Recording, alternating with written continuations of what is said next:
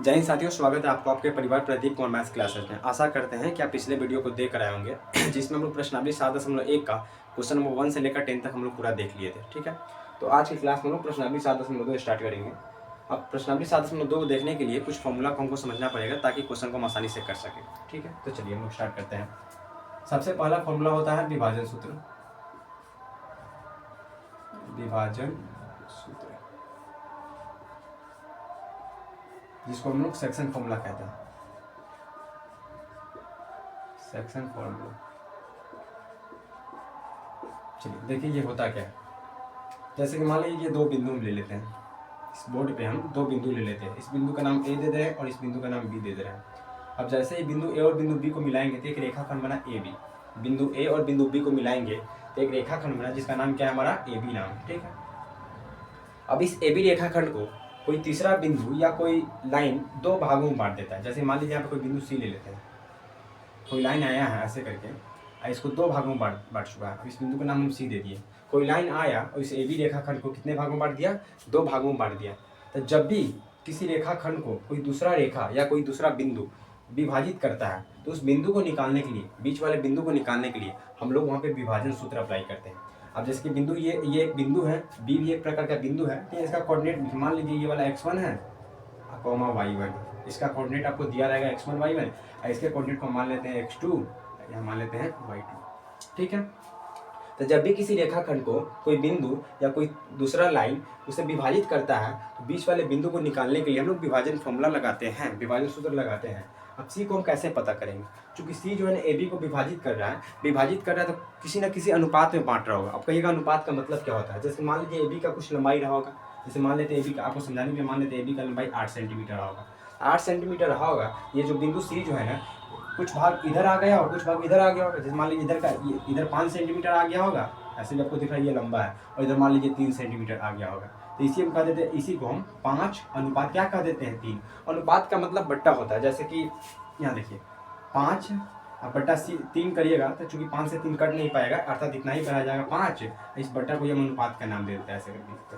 ठीक है, तो ये जो सी बिंदु जो आया है ए बी रेखाखंड को दो भागों में बांट चुका है। तो मान लीजिए टोटल लंबाई 8 सेंटीमीटर, तो कुछ इधर आ गया होगा, कुछ इधर आ गया होगा, तो इसी को हम अनुपात कह देते हैं। ठीक, खैर चलिए ये 8 केवल आपको समझाने के लिए माने हुए थे, बाकी यहाँ पे कुछ भी हो सकता है, यहाँ पे कुछ भी हो सकता है, इसको हम साफ कर देते हैं।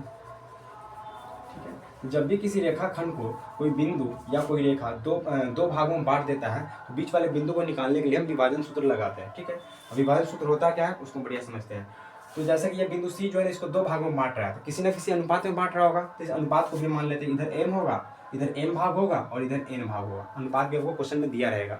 m के जगह मान लीजिए 1 दे दिया जाएगा, n के जगह 2 दे दिया, कुछ भी क्वेश्चन में दिया रहेगा। ठीक है, ये बिंदु सी जो है ए बी रेखाखंड को दो भागों में बांट रहा है, m अनुपात n में बांट रहा है। आप यहाँ a अनुपात b भी कह सकते हैं, इसमें कोई दिक्कत नहीं। ठीक है, तो ये बिंदु सी को हम कैसे निकालेंगे, बिंदु को सी को निकालने का क्या फॉर्मूला होगा, ये हम कह सकते हैं।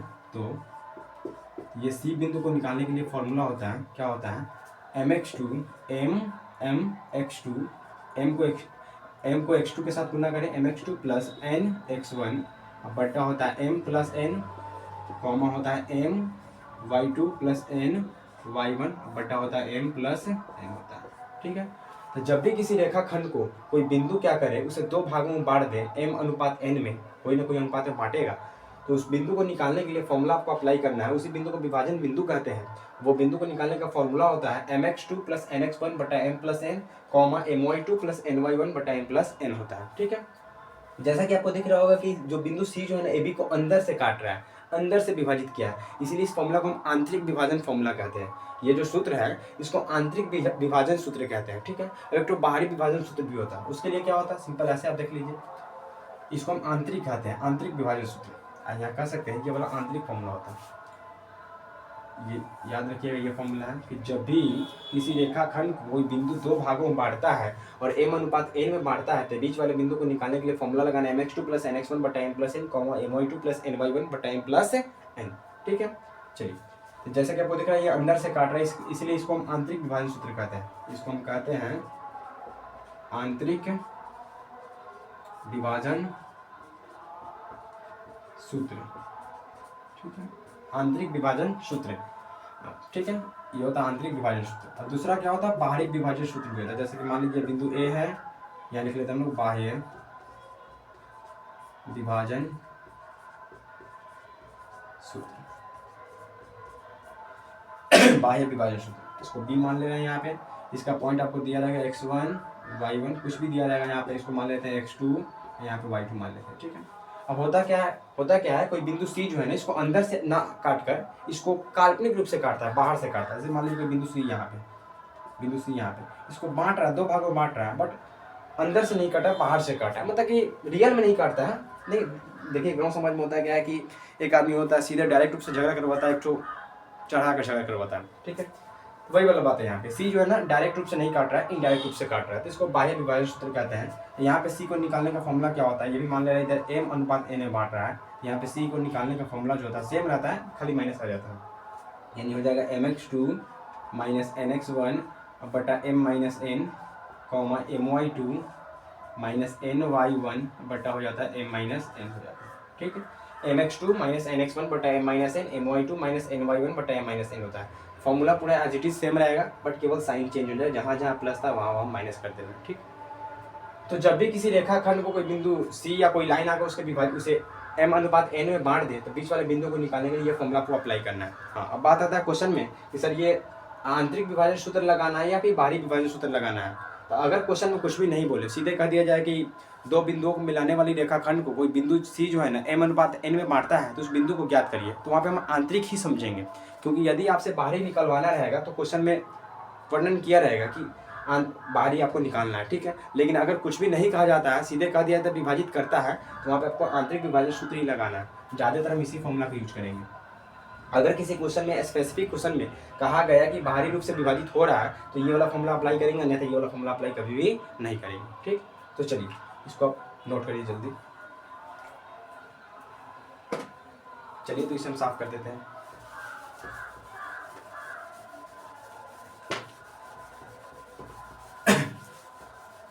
अगर क्वेश्चन में ना आंतरिक बोला जाए ना बाहरी बोला जाए, तो आपको आंतरिक फॉर्मूला ही अप्लाई करना है।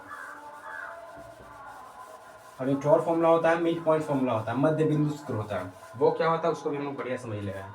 मध्य बिंदु सूत्र, मध्य बिंदु सूत्र, जिसे हम लोग मिड पॉइंट फॉर्मूला कहते हैं, मिड पॉइंट फॉर्मूला। देखिए ये क्या होता है मिड पॉइंट फॉर्मूला। जैसे कि देखते हैं हम लोग, मान लीजिए ये कोई बिंदु ए हो गया हमारा, यहाँ पे कोई बिंदु बी ले लेते हैं। जब हम दोनों को मिलाएंगे तो एक ए बी रेखाखंड मिल गया। जब दो बिंदुओं को मिलाए हैं तो ए बी रेखाखंड मिला है। अब जैसे इसका कोऑर्डिनेट कुछ मान लेते हैं, निर्देशांक x1 और y1, यहाँ मान लेते हैं कुछ होगा x2, ये हो गया हमारा y2 मान लिया, कुछ ना कुछ अब क्वेश्चन में दिया रहेगा। ठीक है, मिड पॉइंट मध्य बिंदु फॉर्मूला का मतलब क्या है, कोई बिंदु सी है जो इसके पूरा बीच में स्थित है। मध्य का मतलब क्या होता है, पूरा बीच में, जितना इधर लंबाई होगा सेम लंबाई इधर भी होगा। मध्य का मतलब ये होता है पूरा बीच में। पूरा बीच का मतलब क्या होता है, जितना लंबाई इधर होगा बाएं साइड में होगा, उतना ही लंबाई दाहिने साइड में होगा। जैसे मान लीजिए हम टोटल लंबाई को 8 सेंटीमीटर मान लें, तो इधर भी 4 सेंटीमीटर होगा और इधर भी कितना सेंटीमीटर होगा, 4 सेंटीमीटर। तब जाके इस बिंदु सी को, यहाँ सी मान ले रहे हैं, तब जाके बिंदु सी को हम मध्य बिंदु कहेंगे, अन्यथा मध्य बिंदु नहीं कहेंगे।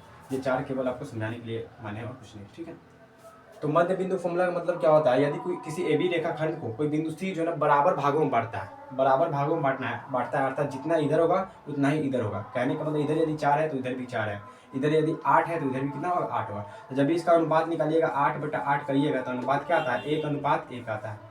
मध्य बिंदु के केस में अनुपात हमेशा क्या आता है, 1:1। कुछ भी ले लीजिए, मान लीजिए अगर इधर m होगा, इधर भी क्या होगा हमारा m होगा, तब जाके इसको मध्य बिंदु कहेंगे। यदि अनुपात निकालेंगे m से m कट जाए, यानी 1:1 क्या आएगा, 1। यानी मध्य बिंदु के केस में हमेशा mn का मान, m का मान भी 1 आता है, n का मान भी 1 ही आता है। खैर चलिए, ये आपको केवल समझाने के लिए किए हैं। तो ऐसा करते हैं, तो यदि किसी ए बी रेखाखंड को कोई बिंदु सी जो है ना बराबर भागों में बांटता है, तो सी बिंदु को मध्य बिंदु कहते हैं। और इसी बिंदु को निकालने के लिए फॉर्मूला क्या होता है, तो इसी फॉर्मूला को मध्य बिंदु सूत्र कहते हैं। वो होता क्या है, तो C इज इक्वल टू, देखिए क्या होता है, कुछ नहीं करना होता। आप देखिए ना, बीच वाले निकालने के लिए क्या करते हैं, x1 plus x2, x coordinate को जोड़िए, x1 प्लस x2 बट्टा 2 कर देना है, ये x कोऑर्डिनेट हो जाता है। और y निकालने के लिए कुछ नहीं करना, सिर्फ y1 प्लस y2 बट्टा 2 हो जाएगा। जब भी कोई बिंदु C पूरे बीचों बीच से काटे, यानी बराबर भागों में बांटे, तो उसे हम मध्य बिंदु कहते हैं, ठीक है। और उस बिंदु को निकालने के लिए फॉर्मूला होता है x1 + x2/2, यानी x कोऑर्डिनेट को जोड़कर आधा कर दीजिए, y कोऑर्डिनेट को जोड़कर आधा कर दीजिए, ये आपका निकल जाएगा बीच वाला बिंदु, ठीक है। ये फॉर्मूला आपको अब ये भी देखिए, सी भी एक प्रकार का विभाजन बिंदु ही है, लेकिन इसमें क्वेश्चन में कहा जाएगा पूरे बीचों बीच से काटा या फिर बराबर भागों में बांटा है, ठीक है। जब भी आपसे कहा जाएगा कोई बिंदु सी जो है ना बराबर भागों में बांट दिया है, इसका मतलब है कि सी कैसा बिंदु है, तो मध्य बिंदु है। और क्वेश्चन में आपसे नहीं कहा गया, सीधे बोल दिया गया है विभाजित कर रहा है, तो उसको हम वहाँ पे मध्य बिंदु फॉर्मूला अप्लाई नहीं करेंगे, क्योंकि बीच से मतलब कि आके उसे दो भागों में बांट दिया है। अब दो भाग बराबर है या कम ज्यादा हमको पता नहीं है, ठीक है। जब तक आपसे क्वेश्चन नहीं कहा जाएगा पूरा बीचों बीच से काटा या फिर बराबर भागों में बांट रहा है, तो ये फॉर्मूला आपको अप्लाई नहीं करना है। हमेशा आपको विभाजन सूत्र ही लगाना है। अगर सीधे क्वेश्चन में कह दिया जाए किसी ए बी रेखाखंड को कोई बिंदु सी दो भागों में बांटता है, तो वहाँ पे विभाजन सूत्र लगाएंगे, यानी mx2 + nx1/m+n, my2 + ny1/m+n। लेकिन अगर क्वेश्चन में ऐसे कहता है किसी बिंदु ए और बी को मिलाने वाली रेखाखंड को बिंदु सी जो है ना बराबर भागों में बांटता है, तो वहाँ पे ये फॉर्मूला अप्लाई कर सकते हैं, ठीक। तो इसको आप नोट करिए, फिर हम लोग आगे बढ़ते हैं। अब हम लोग क्वेश्चन करना स्टार्ट करते हैं, इसको फटाफट नोट करिए। चलिए, मध्य बिंदु भी एक प्रकार का विभाजन बिंदु ही होता है, बट इसमें खासियत क्या होता है, बराबर अनुपात होता है, हमेशा 1:1 नहीं बढ़ता है। तो अगर आपसे क्वेश्चन में कह रहा है कि बीचों बीच से काटा या फिर बराबर भागों में बांट रहा है, तो ये फॉर्मूला अप्लाई करिए। अगर नहीं कहा गया है तो आप हमेशा वही फॉर्मूला अप्लाई किया करिए। एक मिनट वेट करिए। तो चलिए हम लोग क्वेश्चन करना स्टार्ट करते हैं। चलिए, प्रश्नावली हम लोग का रहेगा प्रश्नावली 7.2, ठीक है। उन दोनों फॉर्मूलों को बढ़िया से याद रखिएगा, क्वेश्चन करने में काफ़ी हेल्प मिलेगा। क्वेश्चन हमसे कहा जा रहा है कि उस बिंदु के निर्देशांक ज्ञात करिए जो बिंदु इतना और इतना को मिलाने वाली रेखाखंड को 2:3 में विभाजित करता है। मतलब कि दो बिंदु दे दिया गया है, अब बोला गया यदि हम दोनों बिंदु को मिलाएंगे तो जो रेखाखंड बनेगा, उस रेखाखंड को कोई बिंदु है जो बांटता है दो भागों में 2:3 में, उस वाले बिंदु को पता करना है कि उसका निर्देशांक क्या क्या होगा। चलिए इसका फिगर बना के हम आपको बताते हैं। क्वेश्चन नंबर 1 है, दो बिंदु दिया गया है, देखिए बिंदु मान लीजिए यहाँ पे एक बिंदु दिया गया है, इसका कोऑर्डिनेट दिया गया है आपका -1 और 7 दिया गया है। एक और बिंदु दिया गया 4 - 3, यहाँ बिंदु है 4 - 3। यदि हम दोनों बिंदु को मिलाएंगे तो एक रेखाखंड बनेगा, ये वाला एक रेखाखंड, इसका नाम दे दे रहे हैं ए, इस वाले बिंदु का नाम दे दे रहे हैं बी, ठीक। तो दोनों बिंदु को मिलाने वाली ये जो रेखाखंड बना है, इस रेखाखंड को कोई बिंदु है जो दो भागों में बांट रहा है, और कितना का अनुपात में बांट रहा है, तो 2:3। मान लीजिए यहाँ पे कोई बिंदु होगा, पी मान ले रहे हैं, पूरे रेखाखंड को दो भागों में बांट चुका है, ए पी और पी बी। बांट रहा है तो कितना अनुपात में बांट रहा है, तो 2:3, मतलब इधर 2 भाग है और इधर 3 भाग, ठीक है। तो हमसे इस वाले पी बिंदु का निर्देशांक बताना है। इस पी बिंदु का निर्देशांक कितना होगा, जिस प्रकार ए का दिया हुआ -1 7 है, बी का दिया हुआ 4, -3 है, सेम पी का निर्देशांक कितना होगा यदि पी ए बी रेखाखंड को 2:3 में बांटता है, तो पी का निर्देशांक पता करना है कि क्या होगा। तो चलिए, चूंकि आपको दिख रहा है यहाँ पे पी जो है ना ए बी को दो भागों में बांट रहा है, अर्थात पी विभाजन बिंदु का काम करेगा। जब भी कोई बिंदु किसी रेखाखंड को बहुत सारे भागों में बांटता है, 1 भाग, 2 भाग, 3 भाग, तो उस वाले बिंदु को विभाजन बिंदु कहते हैं। और इस बिंदु को पता करने के लिए उसने फॉर्मूला जब अभी हम लोग देखे हैं कि फॉर्मूला क्या होता है, विभाजन बिंदु क्या होता है, mx2 + nx1/m+n, my2 + ny1/m+n होता है, ठीक है। जहाँ m और n क्या होता है, वो अनुपात होता है, जैसे कि m का मान 2 हो जाएगा और n का मान 3 हो जाएगा। बाकी ये होगा x1 y1 और ये होगा x2 y2। यहाँ पे आप लिख सकते हैं, इस वाले को हम लोग कहते हैं x1 y1 और इसको कहते हैं हम लोग x2 y2, ठीक है। बाकी ये अनुपात होता है m:n, यानी m का मान 2 हो जाएगा और n का मान कितना हो जाएगा, 3 हो जाएगा। आसानी से p को पता कर सकते हैं। चलिए हल करते हैं हम लोग। चलिए, हम p बिंदु पता करने के लिए कहा गया था, p चूंकि विभाजन बिंदु है, तो p को पता करने के लिए फॉर्मूला क्या लगाइएगा, mx2 + nx1/m+n, my2 + ny1, या फिर आप चलिए प्लस my2 + ny1/m+n हो जाएगा, ठीक है। इससे पहले भी आप हल करने से पहले, ये वाले बिंदु को पता करने से पहले आप अर्थात में लिख सकते हैं, यहाँ पे सबके बारे में आप लिख सकते हैं कि x1 y1 किसका मान क्या है, x1 का मान कितना होगा -1, y1 का मान यदि हम बात करें तो 7 सेम यदि इसका बात करें x2 का मान तो 4 है और y2 का बात करें तो हम -3 है, और अनुपात की बात करें m का मान 2 है, n का मान 3 है, m बराबर 2 तथा n बराबर 3 है। इसको आप पहले लिख सकते हैं। चलिए तो यहाँ आप सबका मान रखिए, आपका आंसर आ जाएगा।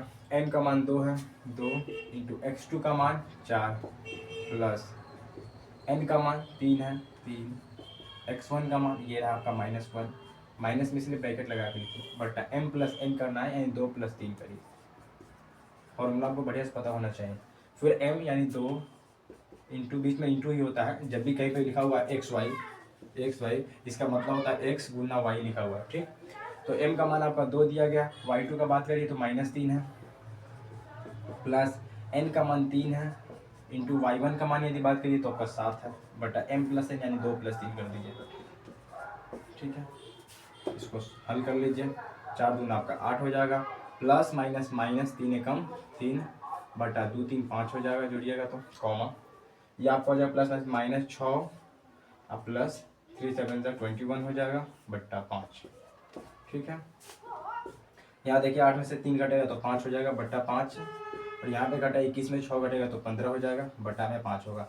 साइन यहाँ प्लस का ही होगा क्योंकि किस बड़ा काटिएगा तो ये कट जाएगा एक बार में, इसको काटिएगा तो आपका ये वाला कट जाएगा 3 बार में, यानी हो जाएगा 1 कॉमा कितना हो जाएगा, ये आपका हो जाएगा 3।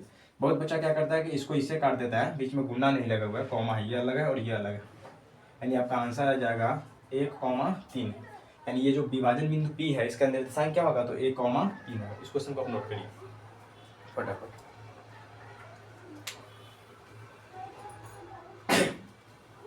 चलिए आगे हम लोग बढ़ रहे हैं।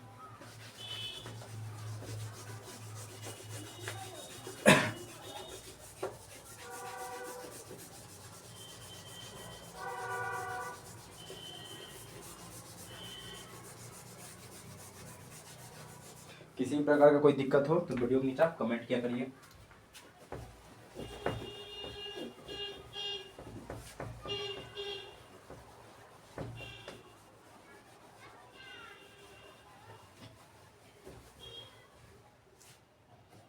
चलिए अब हम क्वेश्चन नंबर 2 की ओर बढ़ रहे हैं।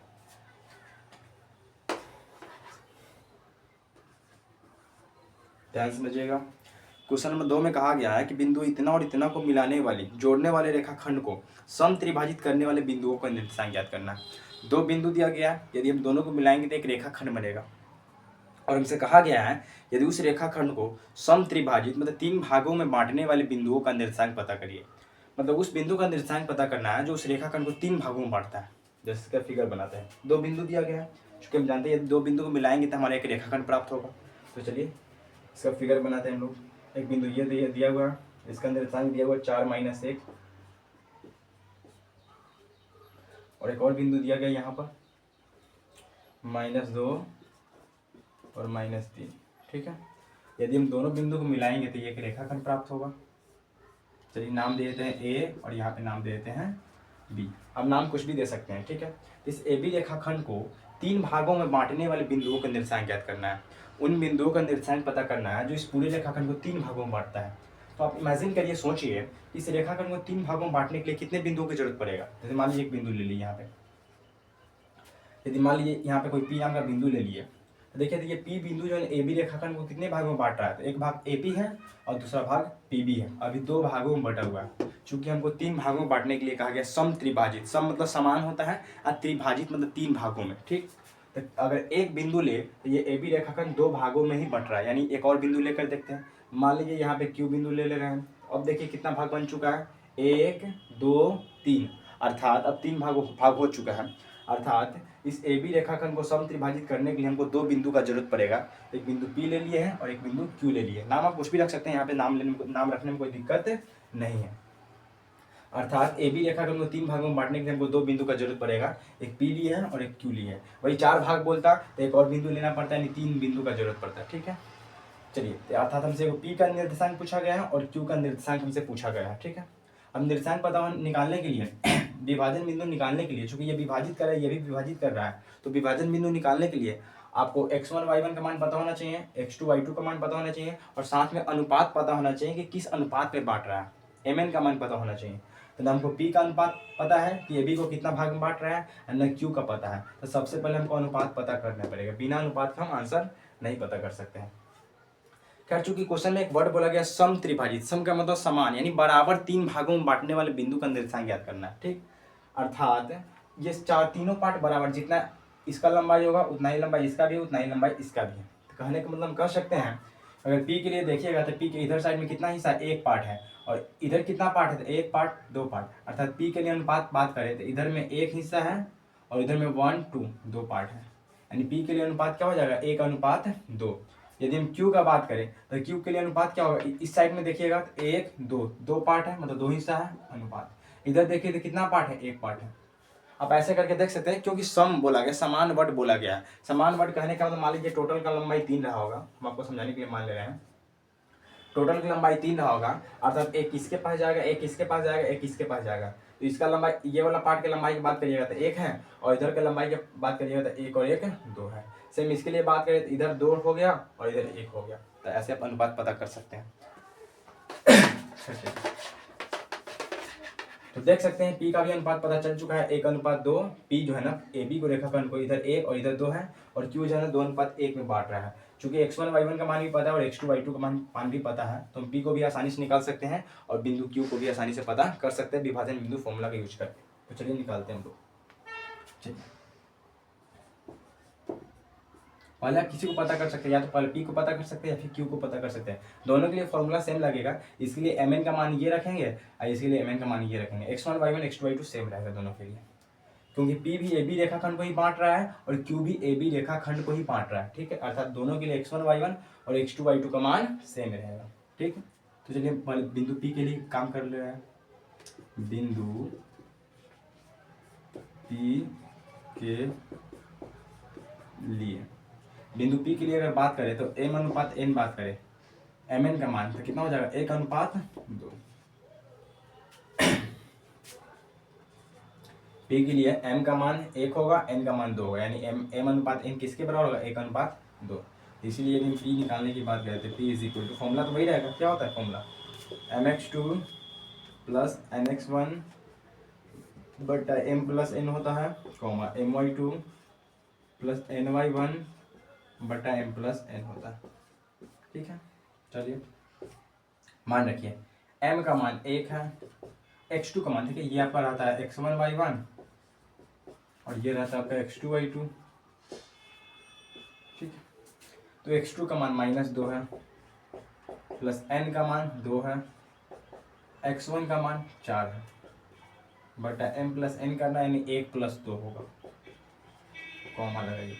m का मान 1, y2 का मान आपका -3 है, प्लस n का मान 2 है और y1 का मान जो है ना आपका -1 है, बटा m प्लस n करना है, 1 + 2। ये अनुपात अभी यूज नहीं करना, जब क्यू निकालेंगे तो इस अनुपात का यूज करेंगे। चलिए इसको हल कर लीजिए, प्लस माइनस माइनस, 2 एकम 2 हो जाएगा, प्लस 2 चौका 8 हो जाएगा, बटा 3 हो जाएगा। यहाँ देखिए -3 प्लस माइनस माइनस, 2 एकम 2 हो जाएगा, बटा में यहाँ भी आपका 3 हो जाएगा। देखिए 8 में से 2 घटाएंगे 6 बटा 3, ये हो जाएगा -5, माइनस माइनस प्लस यानी -5 हो जाएगा, बटा में 3 हो जाएगा, यानी यहाँ पे आ जाए आपका, काटेगा तो ये आपका 2 बार में कट जाएगा, आपको -5 बटा 3। तो ये आपका किसका निर्देशांक निकल चुका है, पी का। सेम आप इसी तरीके से बिंदु क्यू का निर्देशांक आप निकाल सकते हैं। यहाँ हम करते रहे, ठीक, इधर करते रहे। बिंदु,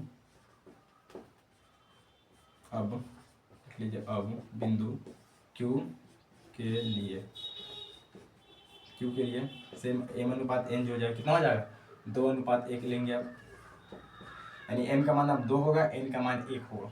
ठीक है, इसीलिए क्यू फॉर्मूला वही रहेगा, लिख लीजिए mx2 प्लस nx1 बटा m plus n, my2 plus ny1 बटा m प्लस n। मान बैठिए, m का मान 2 है, x2 का मान -2 है, प्लस n का मान 1 है, x1 का मान 4 बटा m प्लस n यानी 2 + 1, कॉमा m का मान 2 है, y2 का मान -3 है, प्लस n का मान 1 है और y1 का मान -1 है, बट्टा 2 + 1। चलिए, तो ये आपका हो जाएगा -4 प्लस 4 कम 4 हो जाएगा, बट्टा में 2 1 3 हो जाएगा, कॉमा यहाँ -6 हो जाएगा, प्लस -1 बट्टा में 3। तो ये आपका हो जाएगा -4 + 4 0/3 और ये हो जाएगा -7/3, यानी आपका आ जाएगा 0 में 3 से भाग करेंगे 0 ही आएगा, -7/3, यानी ये निशान निकल चुका है क्यू का। तो ये क्वेश्चन हमारा कंप्लीट हुआ है, इसको बढ़िया से नोट करिए।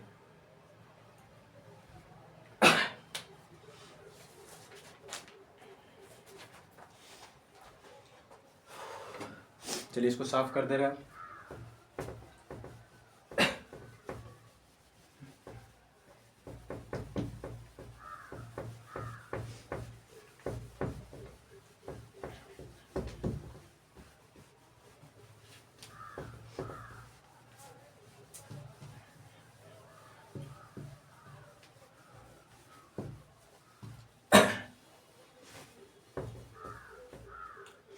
चलिए अब हम लोग क्वेश्चन नंबर 3 की ओर बढ़ रहे हैं।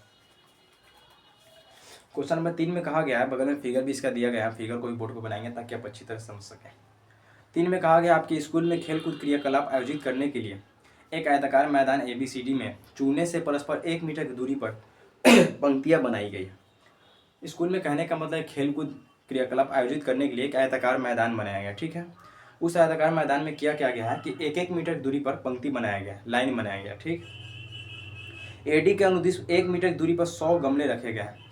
पंक्ति AD है, AD के तरफ 100 गमला रखा गया है, अब प्रत्येक गमला जो है ना 1-1 मीटर की दूरी पर रखा गया है। जैसा कि हम फिगर बनाते हैं, पहले देखिए, पहले हम फिगर बनाते हैं, फिर क्वेश्चन को पढ़कर समझाएंगे, फिर क्वेश्चन कंप्लीट करेंगे।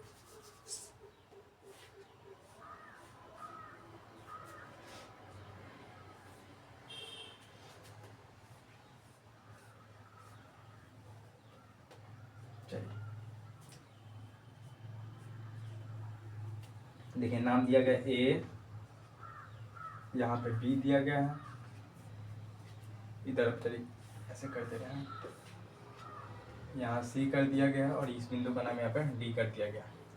तो ये जो AD है, इस पे 100 गमला रखा गया है। अब प्रत्येक गमला जो है ना 1-1 मीटर की दूरी पर रखा गया है। जैसे कि देखिए 1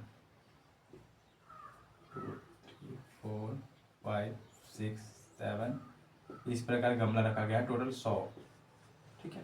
अब इतना लंबा तो बना नहीं पाएंगे, इमेजिन कीजिए 100 गमले इस प्रकार रखा गया, ठीक। चलिए हम आपके लिए बना भी दे रहे हैं ऐसे करके, ठीक। ये इस प्रकार 100 गमले रखे गए हैं, सब 1-1 गमला 100 गमला रखा गया, प्रत्येक का दूरी 1-1 मीटर, यहाँ 2 कर दीजिए, 3 4 5 6 7, इस प्रकार 100 तक जाएगा, ठीक। वही कहा गया है AD के अनुदिश परस्पर 1-1 मीटर की दूरी पर 100 गमले रखे गए, इस पर 100 गमला रखा गया है, प्रत्येक के बीच का दूरी 1-1 मीटर, ठीक। आगे हमसे कहा गया, जैसा कि आकृति इतना में दर्शाया गया है, निहारिका दूसरी पंक्ति में, इधर लाइन, ये आपका लाइन है, ठीक है। देखिए इधर 10 ठो लाइन है, इधर जो है 10 लाइन है, 1 2 3 4 5 6 7 8 9, ये आपका रहा 10। थोड़ा इसको आप छोटा कर लीजिए।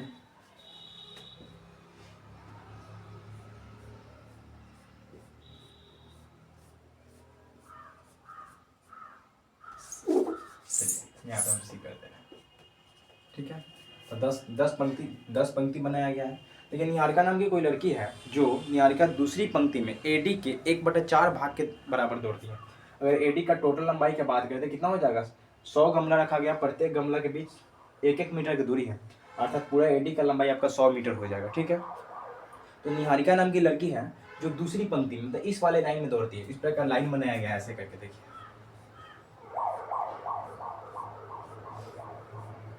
इस प्रकार जो है लाइन बनाया गया है। निहारिका नाम की लड़की दूसरी पंक्ति में दौड़ती है, अब कहाँ तक दौड़ती है, तो AD का 1/4 भाग, यानी टोटल AD आपका 100 है, 100 का 1/4 निकालिएगा तो आपका 25 आ जाएगा, यानी 25 वे गमले तक दौड़ती है। एक मिनट रुकिए, फिगर आपके लिए बना दे रहे ताकि आप बढ़िया समझ सके,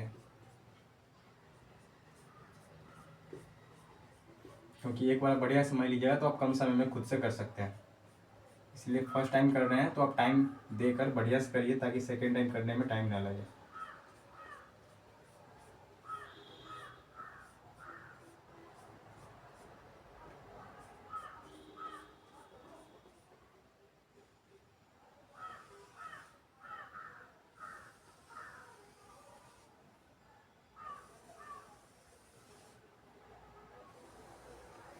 चलिए ठीक है।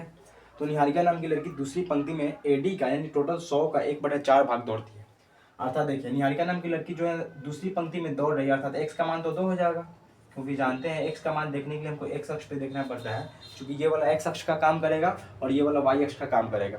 अर्थात निहारिका के लिए अगर बिंदु पता करना है कि कहाँ पर जाके रुकी, मान ली यहाँ पे जाके रुकती है, इस बिंदु का निर्देशांक क्या होगा, तो पता करने के सबसे पहले हमको एक्स का मान पता होना चाहिए। चूंकि एक्स यहाँ 2 के सामने दौड़ती है यानी एक्स का मान तो 2 हो जाएगा, बट वाई कितना के सामने जाकर रुकती है, तो वाई के लिए हमसे कहा गया है कि एडी का 1/4 भाग दौड़ती है। चूंकि मैं ऐसे एडी का टोटल लंबाई ऐसे पता कर सकते हैं कि इस पे 100 गमले रखे गए हैं और प्रत्येक गमला का बीच का दूरी 1-1 मीटर है, अर्थात टोटल एडी 100 मीटर का होगा।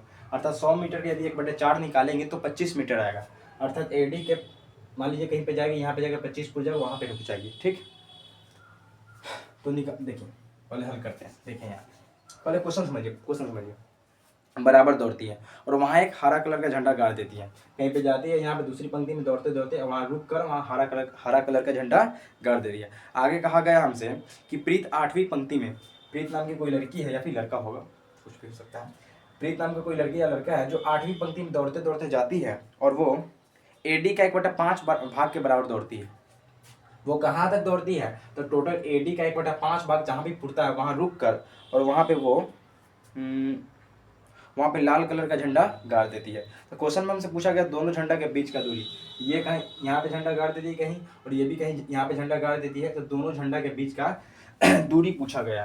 क्योंकि हम जानते हैं दो बिंदुओं के बीच दूरी निकालने के लिए सबसे पहले दोनों बिंदु का पता होना जरूरी है, क्योंकि यदि 2 बिंदु पता है तो आसानी से हम दोनों के बीच का दूरी पता कर सकते हैं। तो सबसे पहले निहारिका जहाँ पे झंडा लगाई है उसका बिंदु और ये प्रीत नाम का जो आदमी है वो जहाँ पे झंडा लगाया उसका बिंदु यदि पता चल जाए तो आसानी से हम दोनों झंडा के बीच का दूरी पता कर सकते हैं। तो सबसे पहला कर्तव्य होगा हमारा दोनों बिंदु को पता करना। चलिए अब यहाँ पे हल कर देते हैं बगल में हल। ठीक है, यदि हम बात करें हल में, चूंकि यदि एडी का बात करें तो एडी टोटल हमारा 100 मीटर का होगा, क्योंकि 100 गमला रखा गया है, प्रत्येक गमला में 1-1 मीटर का दूरी है, तो 1 2 ऐसे करके काउंटिंग करेंगे तो 100 मीटर होगा टोटल। ठीक है, तो देखिए इसलिए देखिए अगर हम बात करें निहारिका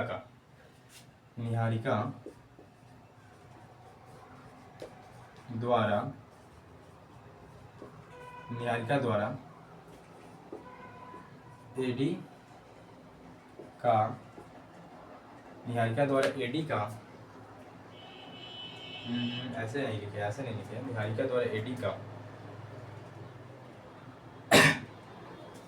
ऐसे लिखे, निहारिका द्वारा एडी के अनुकूल चली गई दूरी।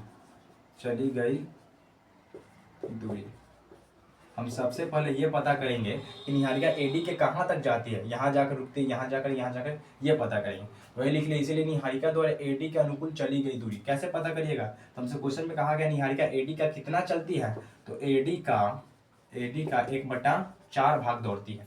निहारिका एडी के कहाँ तक जाती है, तो एडी का 1/4, चूंकि एडी का टोटल लंबाई 100 मीटर है, का मतलब गुना होता है 1/4, तो यहाँ से काटिएगा तो आपका हो जाएगा 25, यानी बात करें तो 25 तक जाकर रुक जाती है।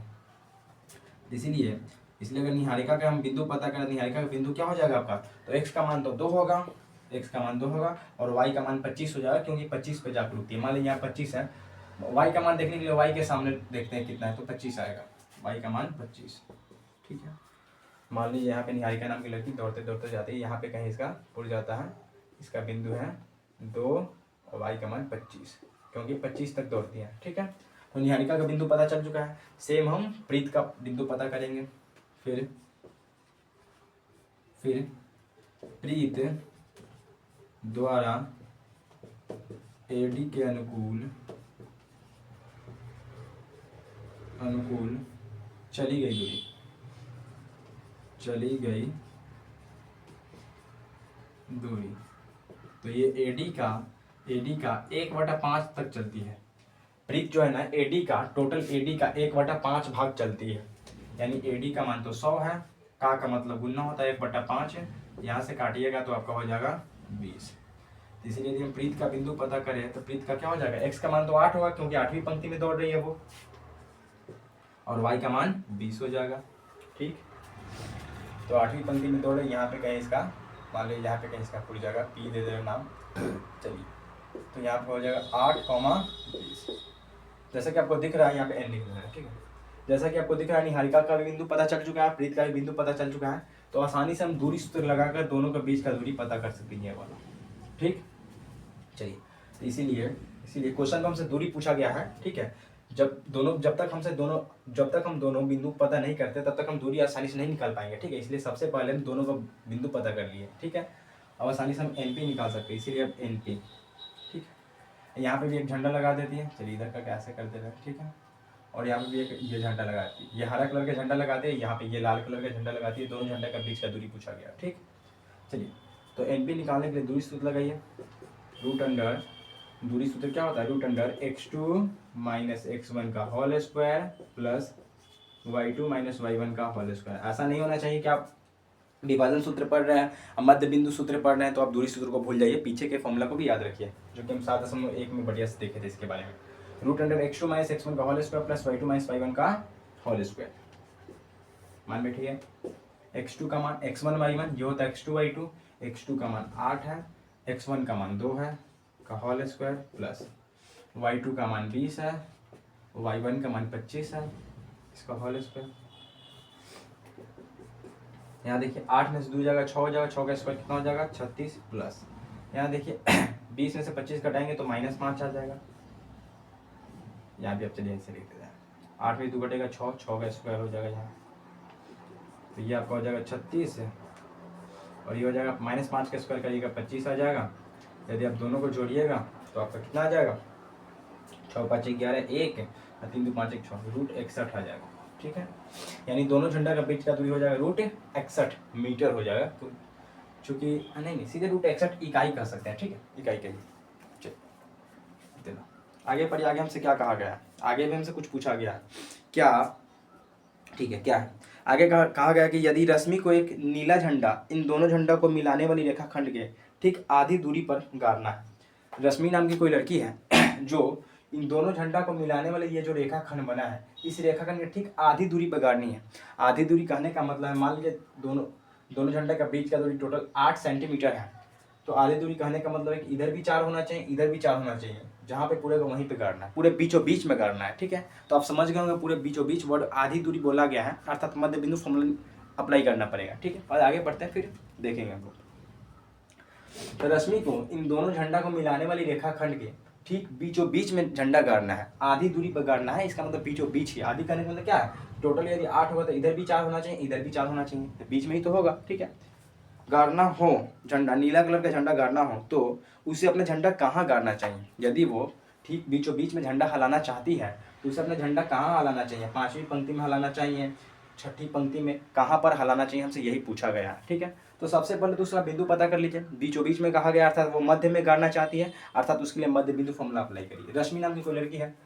ठीक है, तब से चलिए, इसीलिए रश्मि ठीक बीचों बीच में गाड़ना है, अर्थात मध्य बिंदु फॉर्मूला उसके लिए अप्लाई करेंगे। ठीक है, मान लीजिए रश्मि नाम की कोई लड़की यहाँ पे झंडा गाड़ना चाहती है, पूरा बीचों बीच में, जितना दूरी इधर है उतना ही दूरी इधर भी होना चाहिए। ठीक है, तो रश्मि का यदि हम कोऑर्डिनेट निकालना चाहते हैं तो मध्य बिंदु फॉर्मूला अप्लाई करेंगे, क्योंकि बोला गया ठीक बीचों बीच में गाड़ना है। ठीक, फॉर्मूला क्या होता है, मध्य बिंदु के लिए x1 प्लस x2 बटा 2 फिर y1 प्लस y2 बटा 2 होता है। ठीक है,